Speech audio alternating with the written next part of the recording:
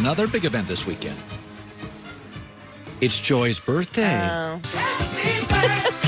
And we have a special present for Joy. We do? Yes, come on, bring it out. Folks, now what kind of pie is that? Is this key lime pie? It's a key lime pie. Oh my God, amazing. Thank you, Greg. That's my favorite pie. It's my favorite dessert. I remember, I think I've told you this. You lived in Miami, so it's an incredible dessert because it doesn't feel, it's not heavy. Yes. So the first time I ever had it, I interviewed for a job in Tampa. I went to the Hyatt, and they had a restaurant down, so I'd never had it. I can remember where I was. I remember turning to the guy, it was Daniel Webster, was the news director. I'm like, this is the greatest thing I've ever eaten in my life. He goes, it's a key lime pie. We have it like 3 times a week. I'm like, I'm from like Seattle. We don't eat this stuff. Yeah, they don't have key lime pie in Seattle. Thank you, guys. Thank you very much. My birthday's on Sunday. I appreciate that. Thank you. We don't ask age. You look radiant as ever. It's on the internet. It's fine. But thank you. I am going to eat this, actually. Thank you. Joy Taylor with the news. No. Turn on the news. This is the Herdline News. So the Bucs lost to the Saints both times they played in the regular season. Yes. Their last matchup was particularly bad. The Bucs were blown out at home 38-3. Mm-hmm. But Tom Brady says we're going to see a different Bucs team on this Sunday night. Well, I think we've certainly come a long way. I think we're just going to keep improving. The more we're together, the more we're talking about football, the more we're trying to be on the same page, the better it is. And we got a big test this weekend. One of the great teams in the NFL and consistently been one of the great teams for a long time. And we're going to have to go play a great football game. By the way, Antonio Brown not there for the first matchup, first game as a Buck in the second matchup. So he's become clearly a more disruptive force for that offense. He's actually the key to this game to me. That's a very significant factor. Yep. It takes a little time to get things going. I had a lot of questions about if this was even going to work. Oh, so did I. He is clearly bought in, and it is working. And the Bucs finished the regular season 5-2 after that blowout loss to the Saints. And Brady was 22 of 40, 381 yards and 2 touchdowns against Washington, which admittedly was a blowout. But listen, Washington has a great defense. Yeah. So Taylor Heineke had a exciting game. Yeah. They actually, I feel like, played better than the Saints played against the Bears. Yeah. Now, the Bears have been known to make it ugly. But so does Washington. And they weren't. No, I think it's close. I'll still take the Saints, but I don't think this game will look. Listen, Tampa's had 5 straight great weeks. If nothing else, they think they're really good. I love the Saints. I loved the Saints before the season. I picked them to go to the Super Bowl before the season. But this is the game this weekend that has the most upset possibility to me. Oh, my God. Can you imagine if Brady, first year leaving New England, gets to the NFC Championship? That's just going to be delicious. That's 10 segments next week. I mean, it's no disrespect to the Saints defense. I think they're amazing. And obviously, their offense is very dynamic. I just think that this is the game that will be the closest, will be a shootout, and maybe the upset. I don't see the Browns upsetting the Chiefs. I know. But Odell will disagree. The Browns pulled off the shocking upset of the Steelers last week.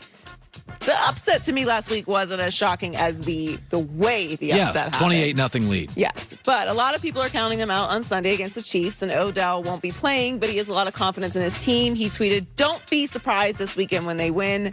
Just throwing it out there now." So he is still behind the Brownies. They are 10-point underdogs to the Chiefs, according to Fox Bet, which neither one of us can seem to figure out why that spread is so big. I do think that they cover. I don't think they're going to win by 10. But that's not really a knock on the Chiefs to me. Like, it's the NFL. I think we've gotten a little, and maybe this is a product of us building the Chiefs up so much that we expect the Chiefs to blow everybody out. I think we're sports opinionists. You were more of a reporter into the opinion space. I was always just sort of a loudmouth. But I think we're all rooting for the same thing. We just like fascinating and interesting and fun, and Kansas City's all of those. Right. And so we're kind of like thinking, okay, we just came out of a boring dynasty where it was about efficiency and picking up third downs into this Golden State Warrior type, Shaq, Kobe type dynasty. And I got to be honest, a lot of people in the media are rooting for it because, and it's Midwest.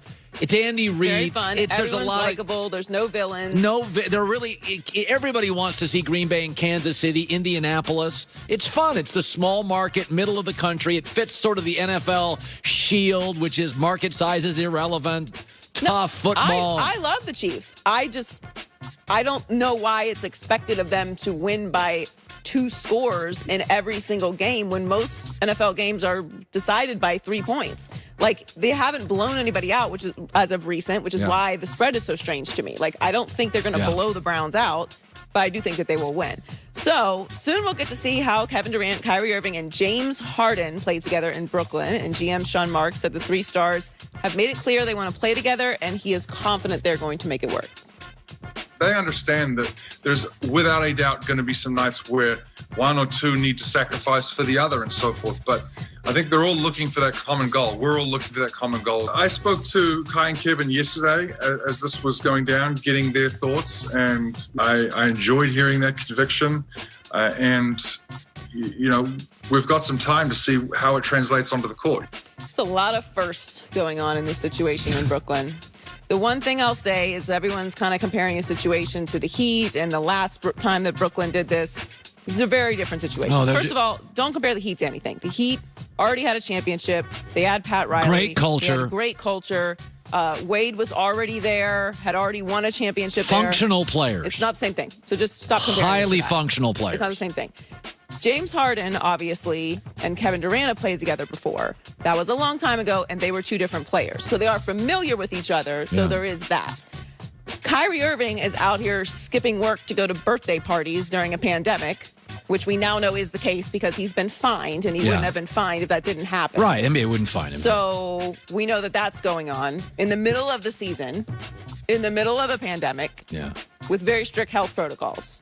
He's taking time off to go to birthday parties. Okay, so, and I'm saying that with the tone I'm saying it because people miss stuff all the time during this pandemic. You can't go to the birthday party. Zoom in. We figured out a way. I went to a Zoom wedding this year.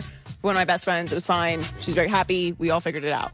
So there's a lot to put together. On top of the fact they have a first-time head coach. Yes. Who has not established a culture there clearly because Kyrie is skipping work to go to birthday parties. Yeah, to me, it works if Kevin Durant, he's the best player. If Kevin Durant's got to really make it work, and by the way, in the end, LeBron couldn't make Kyrie, couldn't solve the riddle of Kyrie, so LeBron couldn't, and that's what he does better than anybody since Magic, is kind of solve the chemistry issues. You know, Magic entered the league with Kareem. Kareem was sort of prickly and a legend and could be difficult, and Magic's like putting his arm around him, and they're hugging. Like, Magic and LeBron figure stuff out, always did, and LeBron struggled at the end to figure Kyrie out, so can Kevin. I think it's tough. I think I picked them to win the East before the season started, but that was because of Kevin Durant. I have a lot more faith in Kevin Durant than I think most people do, especially coming off of that injury. He's a great player. James Harden has to get in shape, and they have to figure out a way to make this chemistry work. And in basketball, I think more than any other sport, chemistry is so important. In the NFL, if you don't get along with the quarterback, your receiver, you're probably gone. Like, he's the one who's getting you the ball. Right. The 3 of them have to find a way to do it. And to Sean Mark's point, people have to sacrifice. And that's not even talking about the rest of the team who all have to find a way to play their role to the best of their ability. We're just talking about those 3. What made teams that had 3 great players work, like the Miami Heat, is all of the role players knew exactly what they were supposed to do and did it to the best of their ability. Yeah, so a lot of moving parts here. You know, I had a GM tell me 15 years ago in the NBA, it's not about getting stars, it's about getting the right stars. That's why Bosh, LeBron, and Wade worked. High functioning, you know, they're selfless guys, all understood sort of, you know, I mean, they kind of understood the world beyond just hoops. Like, can we get along? We're villains. I don't see that functionality with these guys, but we'll see. I mean, it's interesting. I'll watch. I'll watch. And I think Harden won't take long to get into shape. Joy with the news. Well, that's the news. And thanks for stopping by. The Herd Line. You know, there are. We talked about this earlier this week. There are narratives in sports that I do buy into. Like James Harden's game is not going to work in the playoffs. I believe that. I've watched it. I see it. I just don't think you can be that ball centric and play 100 games over the course of a season And I mean, I think you, as the late Kobe Bryant told James Harden, man, you got to change that game. You got to pass more. It's a hard game. We've seen Westbrook, the Energizer Bunny, run out of gas. You got to pass the ball more. You got to be a little more LeBron. You got to pass it, give others opportunities. But there are other narratives I don't buy. And the kind of Aaron Rodgers carries the Packers. I think because the way they lost last year and they got mauled and were overwhelmed by San Francisco, we tend to think this team doesn't have a ton of talent. But Green Bay's got more talent, more veteran talent than the Rams. The Packers had 7 Pro Bowlers. The Rams had 2. I went this morning and I put the top 10 players in this game in terms of talent. So Green Bay has number 1 Aaron Rodgers, number 4 Devontae Adams, Alexander, the corner, number 5. Aaron Jones, number 6. Corey Linsley, the offensive lineman, 8. Zadarius Smith, 11. So they have 6 of 10. So the 4 Rams are Aaron Donald, Jalen Ramsey, Andrew Whitworth, John Johnson, the safety. But if David Bakhtiari would have been here, the left tackle, they would have had 7 of 11. 7 of the 11 best players, to me, are Packers. So the Rams have some very promising, talented young players. But when you get into guys who have been in the league, and this is what wins in the playoffs, 4 years or longer, these are 27-year-old men, Green Bay's got more good players. Also, Kenny Clark for the Packers, defensive tackle, did not make a Pro Bowl, but he's really good. And the safety, Adrian Amos for the Packers, did not make the Pro Bowl, but he's really good.